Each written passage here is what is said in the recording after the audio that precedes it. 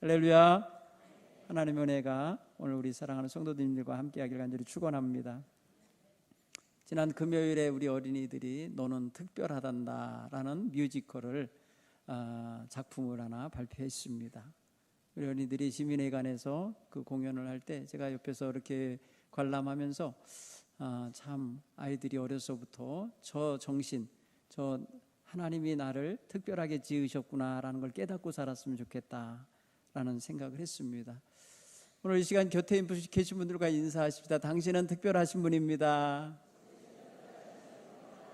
당신은 세상에 한 분밖에 없습니다.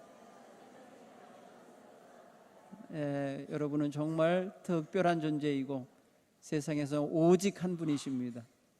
오직 여러분만 세상에 특별하게 여러분만 특별하게 지으셨다 이렇게 생각하는 자세가 있으면 좋겠습니다.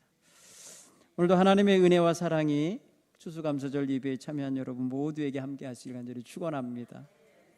여기까지 오시는 동안에 많이 수고하시고 힘드시고 때로는 남모를 눈물도 흘리셨을 텐데 다 하나님께 이 시간 다 보여드리고 아뢰어드리고 그렇게 고백할 수 있기를 바랍니다. 오늘 오후에는 우리가 그런 마음을 가지고 찬양 축제를 벌려 하나님께 영광 돌리려고 합니다. 모든 선교회와 또 우리 성도님들 함께하는 그런 은혜로운 시간이 되기 바랍니다. 그래서 감사하는 그런 날이 되기를 간절히 축원합니다. 감사는 오늘 하루만이 아니에요. 늘 감사하며 살아야 돼요. 성경은 우리에게 범사에 감사하라. 이는 그리스도 예수 안에 있는 하나님의 뜻이니라. 우리를 향한 하나님의 뜻이라고 이렇게 가르치셨습니다. 그런 면에서 오늘 우리는 감사의 의미를 되새겨주는 성경의 많은 말씀들을 한번 기억해 볼 필요가 있어요. 시편 100편 4절 5절의 말씀에는 감사함으로 그 문에 들어가며 찬송함으로 그의 궁정에 들어가서 그에게 감사하며 그 이름을 송축할지어다. 이렇게 우리를 권면합니다. 감사함으로 하나님의 전에 들어가라는 것입니다. 데살로니가전서 5장 16절 18절에는 항상 기뻐하라, 쉬지 말고 기도해라, 범사에 감사하라 이렇게 우리에게 가르치십니다. 하나님의 풍성한 은혜와 사랑과 때를 따라 돕는 그러신 귀한 손길과 공급하시는 은총에 대하여 감사하며 살아가는 저와 여러분이 다 되기를 바랍니다. 모세는 신명기 8장 10절에서 18절 내용 속에 우리에게 무엇을 하나 기억하게 하느냐면 여호와 하나님을 기억하라는 거예요. 우리가 여호와 하나님을 기억하는 게 감사 생활에 굉장한 기초가 됩니다. 내가 먹어서 배부르고 여호와를 찬송할 때에 내 하나님 여호와를 잊지 말고 그가 너에게 부어주신 것을, 그 은혜를, 그 언약을 이루려 하심이라는 말씀을 가르치고 있습니다. 그런 면에서 생각하면 하나님을 기억하는 게 우리의 생활에 있어서 가장 기초가 되도록 만들어야 하는 겁니다. 하나님은 심는 자에게, 씨를 심는 자에게 또다시 다음번에 심을 수 있는 씨와 그 씨를 뿌릴 때까지 먹을 양식을 주시는 분이라고 하셨어요. 그건 뭐냐면 하나님께서는 우리가 심은 대로 거두게 하시는데 그 거둔 것을 풍성하게 하셔서 씨앗도 또 삼을 수 있고 그 씨앗을 심어서 또다시 거둘 때까지 먹을 양식이 되게 하시는 분이신 거예요. 그러니까 여러분 처음에 씨를 잘 뿌려야 돼요. 감사하는 마음으로 씨를 뿌려야 그 감사의 씨앗이 자라서 또 다른 감사를 낳게 만들고 또 다른 감사를 하면서 살 수 있는 생의 에너지를 제공해 주게 되는 거예요. 그래서 감사하는 생활은 우리 성도들에게 있어서 가장 마땅하고 본분이 되는 삶이라는 걸 믿으시길 바랍니다. 감사 생활은 신앙생활의 꽃과 열매입니다. 가만히 생각해 보세요. 우리의 삶이 궁극적으로 끝에 가서 하나님께 감사할 수 없고 후회하고 원망하고 근심하고 낙심한다면 그 신앙생활은 실패예요. 우리 신앙생활의 최종적인 시간에는 항상 감사가 있어야 돼요. 오늘 여기 이 시간은요, 지금까지 살아온 시간 중에 제일 오래 산 시간이에요. 여기서 감사하셔야 돼요. 하나님, 지금까지 나를 인도해 주셔서 감사합니다. 여기까지 인도해 주셔서 감사합니다. 오늘 여기서 하나님을 예배하게 하셔서 감사합니다. 이 감사의 고백이 오늘 우리의 고백이 되어야 할 줄 믿습니다. 이것은 또 내일로 이어지는 첫 시간이 되기도 하는 것입니다. 그러므로 우리는 감사를 심고 출발하는 게 되는 거예요. 감사의 씨앗을 풍성히 심을 때에 그 삶 속에 감사의 열매, 감사와 관련된 열매가 풍성히 열매인데 그것 중에 최고의 열매가 바로 행복일 것입니다. 여러분, 감사하는 삶에 행복이 깃드는 것입니다. 행복은 돈이 많다고 생기는 게 아니에요. 좋은 집에 생긴다고 산다고 생기는 게 아니에요. 좋은 옷과 좋은 차를 타고 다닌다고 행복한 게 아니라 감사하는 마음을 가져야 행복해지는 것입니다. 감사가 없이는요, 옆에 있는 가족에게도 행복을 못 느껴요. 여러분, 내 곁에 사랑하는 가족이 있음에 얼마나 감사해야 되는지를 깨달아야 할 줄 믿습니다. 감사가 넘치는 사람은 그래서 없는 것 때문에 불평하기보다 하나님이 내게 주신 은혜가 얼마나 많은지를 알고 그 모든 은혜와 복을 헤아리며 감사할 수 있는 거예요. 어떻게 범사가 감사가 되겠습니까? 어떻게 모든 일을 감사로 만들어낼 수 있겠습니까? 이것은 바로 하나님이 그 삶 속에 그 모든 일에 하나님이 관여하고 계심을 믿을 때에 가능해지는 것입니다. 오늘 저와 여러분의 삶 속에 하나님이 함께 하시니까 할 수만 있으면 하나님께 감사하다고 고백하며 삶을 살아내시길 간절히 축원합니다. 또 우리의 곁에 좋은 사람들, 풍성한 은혜의 산물들을 주시는 것 생각할 때 감사가 넘쳐야 되는 것입니다. 가지고 있고 누리고 있고 먹고 있고 입고 있으면서도 감사할 줄 모르면 얼마나 메마른 것입니까? 오늘 우리는 그런 면에 있어서 하나님 앞에 감사함으로 늘 깨어 살아갈 수 있기를 간절히 축원합니다. 오늘 이스라엘 백성들이 하나님께 감사의 제사를 드리는 모습을 한번 보십시오. 화려하지 않습니다. 거창하지도 않습니다. 그런데 그들의 그 감사의 제사를 가만히 보면 너무나도 아름답습니다. 그것은 저들이 토지에서 소산을 거둘 때 그 첫 열매, 첫 만물을 거둔 후에 광주리에 담아가지고 와서 하나님이 정하신 성소에서 하나님을 섬기는 제사장의 손에 맡겨 하나님께 바쳐주시도록 내어드리는 장면입니다. 그래서 그렇게 자신들이 토지 소산의 만물을 거둬다가 한 광주리에 담아서 하나님께 드릴 때에 그들은 입에서 이런 고백을 했어요. 하나님께서 우리 조상, 내 조상 쪽부터 거론을 해요. 지금 여기서 말입니다. 무, 배추, 볕단, 뭐랄까요, 이렇게 밀가루 한 포 이렇게 내드리면서 지금 조상 이야기를 합니다. 내 조상이 방랑하던 아람 사람이었습니다. 그런데 방랑하던 데에 저 애굽까지 내려가 살았는데 아주 소수의 사람으로 거기에 얹혀 지냈습니다. 그런데 거기서 얹혀 지내는 동안에 우리 조상들이 크고 강하고 번성한 민족이 됐습니다. 씨족이 내려가서 민족이 됐다는 거예요. 그런데 애굽 사람들이 우리 조상을 너무 학대했다는 거예요. 괴롭혔다는 거예요. 중노동을 시키는 노예로 삼아버렸어요. 그래서 우리 조상들이 여호와 하나님께 부르짖었다는 거예요. 그때 우리 조상의 하나님 여호와께서 그 음성을 들으시고 우리 조상의 고통과 압제당함을 보시고 그 강한 손과 편팔과 큰 위험과 이적과 기사를 통해서 애굽에서 해방시켜 인도하셨다는 거예요. 그리고 그 광야를 거쳐서 마침내 이 땅, 이 젖과 꿀이 흐르는 땅으로 인도하셔서 이 땅을 우리 조상들에게 약속하신 대로 기업으로 허락하셨다고요. 그런데 우리가 이 땅에서 지금 하나님이 주신 이 땅에서 토지소산의 만물을 거둬서 지금 여기 가져왔습니다. 이렇게 여호와 하나님 앞에 내어드리며 경배하며 감사의 제사를 드린 것입니다. 사랑하는 성도 여러분, 소박합니다. 대단히 화려하지 않습니다. 뭐 거창하지 않아요. 그런데 그들은 그 광주리에 담아온 토지소산물을 드리면서 거기에 무엇을 담느냐면 자기 민족의 역사를 담았어요. 자기 조상들의 삶을 담았어요. 삶으로 조상 때부터 지금까지 우리에게 이어져 온 하나님의 은혜를 거기 담았어요. 하나님의 은혜와 사랑에 감사합니다 하면서 그것을 내어드리고, 여러분 보잘것없는 음식물 아니겠습니까?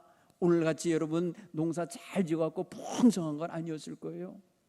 우리가 그 땅을 성지순례 가보면 아주 토박한 땅이에요. 뭘 심어도 제대로 안 되는 땅이라고요. 그런데 그런 땅에서 밀보리 길러서 그것에 곡식 열매 따고, 그 다음에 거기서 기른 어떤 무슨 이런저런 과일이나 채소 담아서 이렇게 광주리에 담아온 걸 생각해 보세요. 대단히 크진 않아요. 그럼에도 불구하고 저들은 그 속에 하나님이 주시는 은혜에 대한 감사를 담아서 드렸던 거예요. 오늘 우리는 그런 면에서 오늘 우리의 예배에, 우리의 마음에, 우리가 드리는 정성스러운 예물 속에 바로 이러한 감사를 담아야 될 줄 믿습니다. 오늘 이들이 담은 이 감사는 겸손함이 담긴 감사예요. 열매를 거둬서, 첫 소산물을 거둬서 하나님께 가져올 때에는 이거는 우리가 만들어낸 게 아니라 하나님이 우리에게 주셨다고 하는 고백이 담겨 있는 거예요. 여러분, 감사에는 이렇게 하나님이 하신 것에 대한 고백이 담긴 감사가 제대로 된 감사예요. 오늘 여러분들이 말해요, 한 달 동안 열심히 직장 생활하셔서 월급을 받으셨다고 하면 하나님이 내게 한 달 동안 건강하게 하시고, 한 달 동안 출퇴근할 때 안전하게 하시고, 위험한 곳에서 일할 때 지켜주시고, 나의 모든 걸 돌보아 주셨기에 하나님께 드릴 수 있음을 고백하는 그런 감사의 마음이 담겨 있어야 할 줄 믿습니다. 두 번째, 이들의 감사 속에는 무엇이냐면 삶의 우선순위가 하나님께 헌신하는 데 있었다는 것입니다. 왜냐하면 저들이요, 이 첫 번째 만물, 첫 번째 소산을 거둘 때는요, 저들의 현재의 삶의 현실은 배고파요. 양식이 다 떨어질 때예요. 여러분, 보릿고개라는 거 있잖아요. 우리나라 보릿고개라는 표현이 예전에 보리가 아직 추수되기 전에 이제 막 푸르스름하게 올라올 때, 그때가 보릿고개 아닙니까? 춘공기, 먹을 게 없을 때예요. 밭에서 양식이 자라나고는 있지만 아직 추수할 때가 아니야. 그래서 먹을 게 없을 때예요. 이스라엘 백성 처지도 마찬가지예요. 이 첫 만물을 거둘 때쯤에는 그들의 가정에는요, 쌀떡도 마르고 밀가루통도 마르고 먹을 것이 거의 없어지는 때란 말이에요. 그러면 이렇게 해서 거두면 어디로 먼저 들어가야 보통 일반적이에요? 자기 입으로 들어가고 자식들의 입에 넣는 것이 우선일 거예요. 그런데 오늘 이들은 첫 만물을 거둬서 어디로 가져옵니까? 하나님의 성소로 가져왔다는 거예요. 이들의 삶의 우선순위가, 헌신의 우선순위가 바로 하나님이 자신들의 삶의 중심에 계시고 자신들의 생명의 주인 되심을 알기 때문에 하나님 앞에 감사의 제물의 첫 자리를 거기에다가 둔 것입니다. 여러분, 이걸 여러분들이 지킬 줄 아셔야 돼요.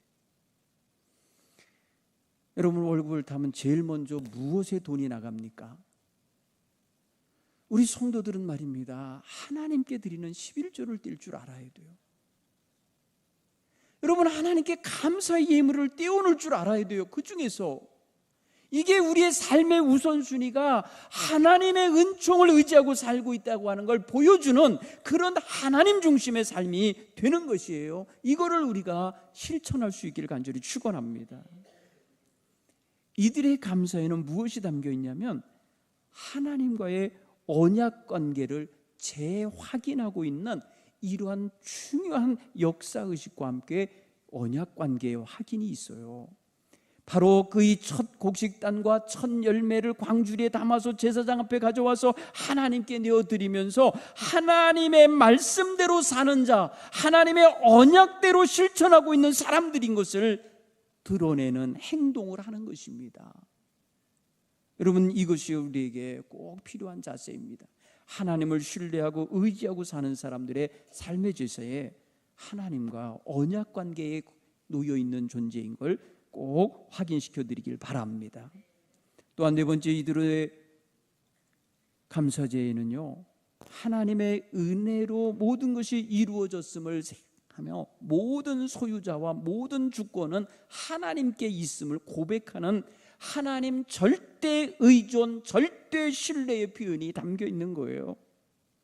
하나님이 이 땅을 주시지 않았으면 얻을 수 없는 것이고, 하나님이 농사 지을 수 있도록 햇볕과 비를 내려주시지 않으면 할 수 없었던 거고, 자신들의 능력으로는 한치도 자라게 할 수 없었던 것을 알기에 이 모든 것은 하나님께서 주신 것, 하나님이 거두게 하신 것임을 고백하는 내용이 담긴 거죠.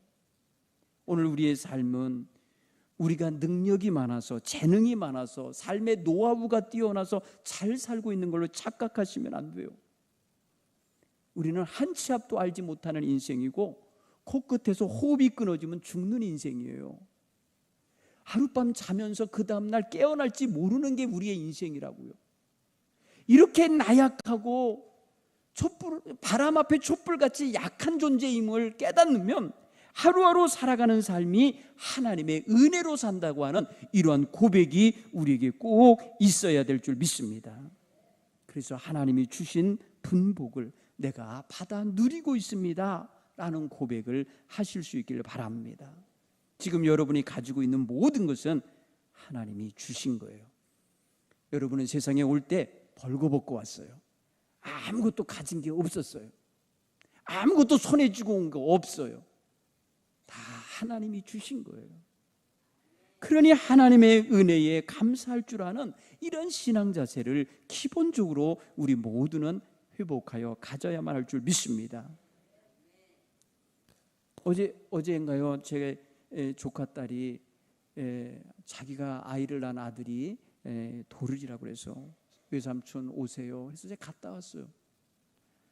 그 잔치 자리를 잘 차려놓고 가족들만 불렀더라고요.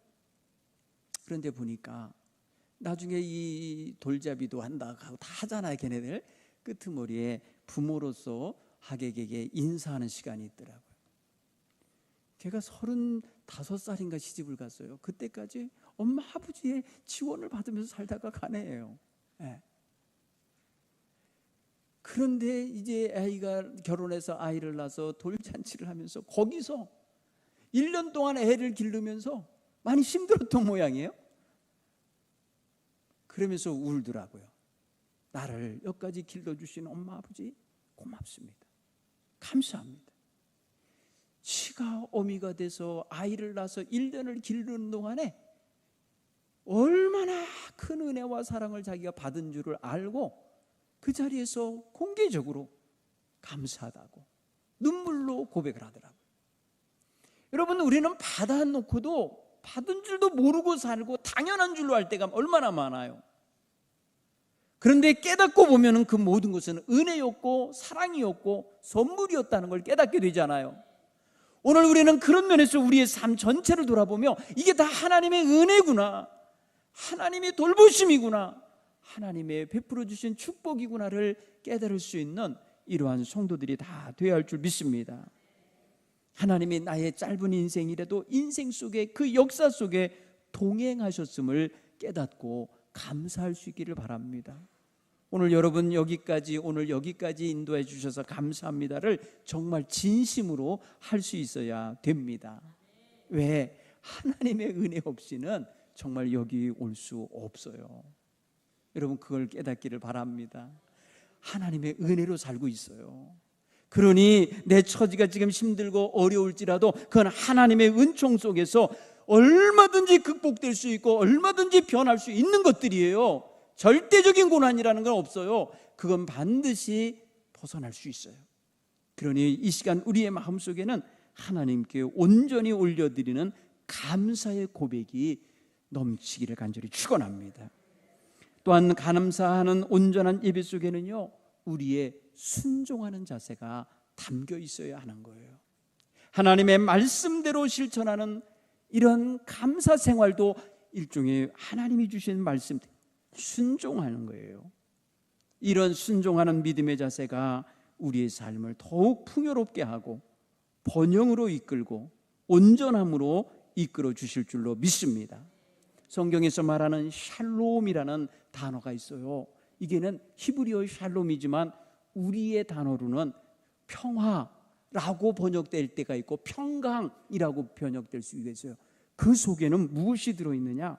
풍성함이 들어있어요. 그 단어의 의미 속에는 경제적인 번영과 윤택함이 거기 들어있어요. 그리고 인간의 전인적인 온전함, 육신과 정신과 영혼이 건강함이 거기 들어있어요. 그게 온전함이에요.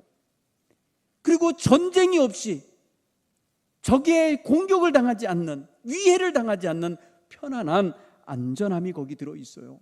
그러니까 샬롬이라는 말 속에는 하나님이 주시는 온갖 복이 가득한 거예요. 종합 선물 세트예요. 오늘 이런 평강 주시기를 원하시는 분이 하나님이심을 믿으시기 바랍니다. 하나님의 생각은 재앙이 아니라 그랬어요. 우리를 위하여 재난과 환난과 고난 주시는 게 하나님의 뜻이 아니라 하나님의 뜻은 우리에게 평강 주시기 원하시고 미래 장래가 있게 되기를 원하시고 우리에게 하나님을 영화롭게 할 수 있는 삶의 기회를 갖게 되기를 원하신다는 데 있어요. 오늘 우리는 그런 마음을 가지시고 하나님 앞에 감사의 정신을 회복할 수 있기를 간절히 축원합니다. 또한 이렇게 감사할 때는 반드시 나 아닌 다른 사람에게도 할 줄 알아야 돼요. 그래야 공동체가 살고 이웃과의 관계가 형성되고 가족 간의 아름다운 친교가 이루어질 수 있는 거예요. 그래서 하나님께서는 이러한 놀라운 축복을 내릴 때에 누구와 함께 하라 그러냐면 너와 내 집에 주신 축복을 레위인과 너희 가운데 거리하는 객과 고아와 과부와 또 외국인들과 함께 하라는 거예요. 여러분 이런 감사를 할 줄 알아야 돼요. 오늘날 여러분 보세요. 부자 되고 싶고 열심히 일하여서 정말 자신의 일을 자기의 농토를 아니면 자기의 산업을 크게 번성하고 싶어서 외국인들 고용하는 사람들이 있어요. 여러분 지난 여름 얼마나 더웠습니까? 그런데 외국인들을 가서 일을 시키면서 비닐하우스에서 자라고 그랬대. 여러분 비닐하우스가 얼마나 덥습니까? 저는 그 사람의 마음속에 자기가 부자 되고 싶고 그날 그 해의 사업을 잘하고 싶고 그 해의 농사 풍년이 들고 싶은 마음은 내가 이해하는데 어떻게 하나님이 원하는 마음을 안 가지느냐. 다른 사람의 고통을 그 사람의 고요를 짜가지고 내 것을 삼으려면 되겠습니까? 최소한 평안한 잠자리와 안락한 일터를 만들어줘야지. 그리고 제때제때 임금을 주어야지. 여러분 우리나라 많은 사람들이 외국인 노동자를 괴롭히는 사람 많습니다. 여권 뺏어서 불법 체류자인 거 알고 이용해 먹는 사람 많아요. 저주받을 짓을 하는 거예요. 나그네를 홀대하고 나그네를 함부로 대하는 자들을 하나님께서는 그냥 두시지 않아요. 여러분 이런 걸 생각해 보면 우리가 진정으로 감사의 정신이 없어지니까 가진 것에 대하여 만족이 없으니까 이런 각박한 세상을 만드는 게 아닌가 싶어요. 여러분 이 시대에 이 현대사회에 너무나도 사람들이 각박한데 우리 그리스도인들 하나님의 자녀들은 따뜻하셔야 돼요. 따뜻한 마음은요 감사의 군불이 떼져야 따뜻한 게 나오는 거예요. 자신의 삶에 대하여 감사할 줄 알고 이웃에 대하여 감사할 줄 알고 자신의 모든 관계 속에 있는 이들에게 감사를 할 줄 아는 마음이 있어야 다른 사람을 따뜻하게 해줄 수 있고 다른 사람의 마음에도 행복을 줄 수 있는 이러한 신앙인이 될 줄로 믿습니다. 여러분 우리는 이 시대에 정말 감사의 마음을 가지고 살아서 많은 사람들에게 행복을 전해줄 수 있고 많은 사람에게 기쁨을 나눠줄 수 있는 이런 하나님의 자녀들이 되셔야 할 줄 믿습니다. 겸손한 마음으로 감사하십시다. 작은 것에도 감사하십시다. 나 아닌 다른 사람에게 그 감사의 마음을 나누십시다. 더 나아가 하나님이 기뻐하시도록 자기의 삶이 끝나는 날까지 베풀고 나누며 살고 싶은 이러한 마음을 하나님께 구하며 살아가시기를 간절히 축원합니다. 오늘 저와 여러분이 이런 마음을 가지고 추수감사절을 보내셔야 할 줄 믿습니다.